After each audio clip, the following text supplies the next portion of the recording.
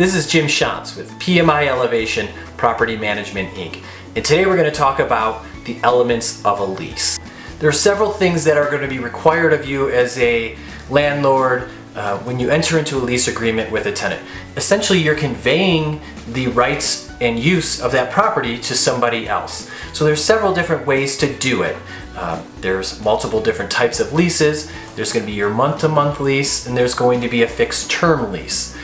Most of the leases that I've entered into in my career, not most, all of them have been a fixed term, in which typically it's going to be either 6 months to a year or even longer. We've done 18 months lease. If the property becomes vacant in January, we don't want to rent the property again in January, so we'll do an 18-month lease. So all of that, as long as the term is specified in the lease, is legal. You can have a lease as long as you want, up to 99 years, or as short as you want. If the lease is over 1 year, it is required to be written. So that is Colorado law, that anything over a year has to be written down to be valid.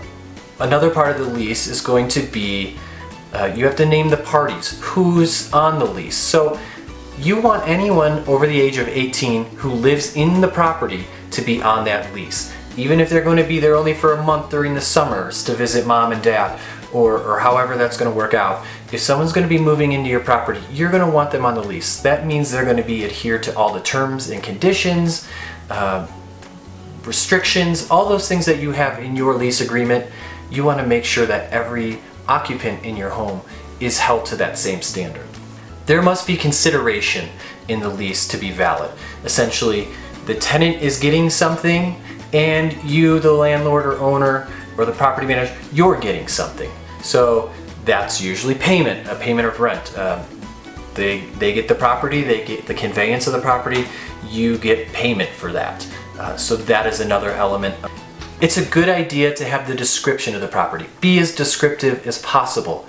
If you're only giving them the inside of the house to rent and not the front porch or the front yard or backyard, you'll need to note that in the lease, because just putting an address sometimes doesn't cover all of the items that are going to be in that lease. If you're not letting them use the garage or specific parts of the property, you need to note that in the contract.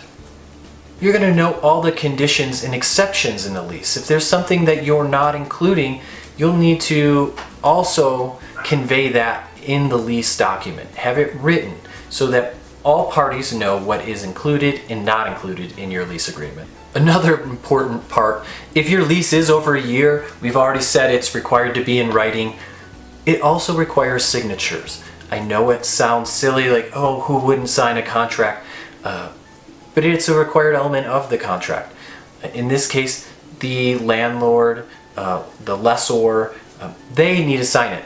For the lessee, the tenant moving into the property, they could also take ownership by taking possession. So we discussed that a signature is needed on the contract. Now, sometimes only the owner or the landlord or the property manager will sign the contract, and then the tenant doesn't, but they take possession.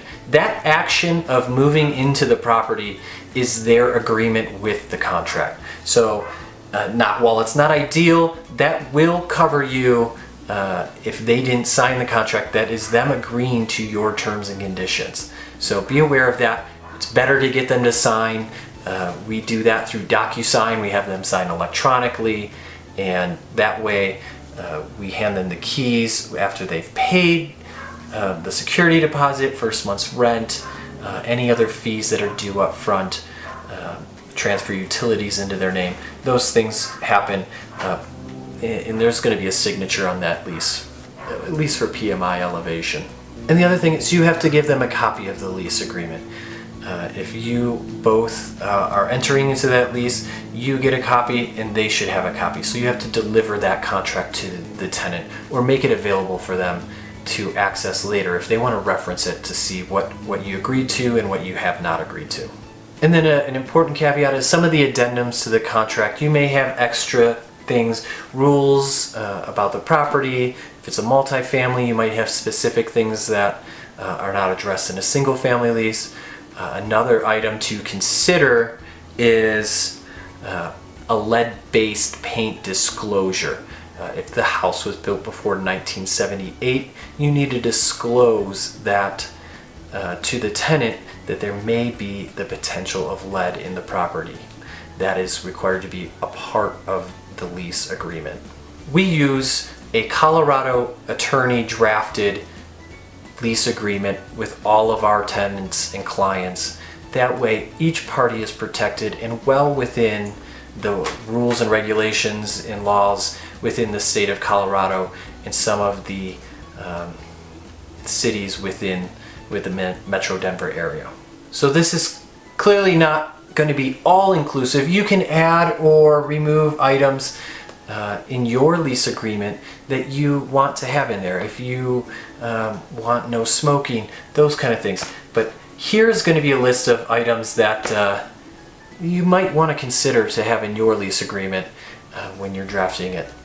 So thanks for taking the time today to watch this video. Hopefully it's been helpful for you in your investment journey. If you're starting out, feel free to reach out to us with any questions or clarifications you may have. As always, please subscribe to our channel and visit us at pmielevation.com, where we're constantly updating market conditions within Metro Denver and Colorado as a whole, and helping landlords be successful in property management.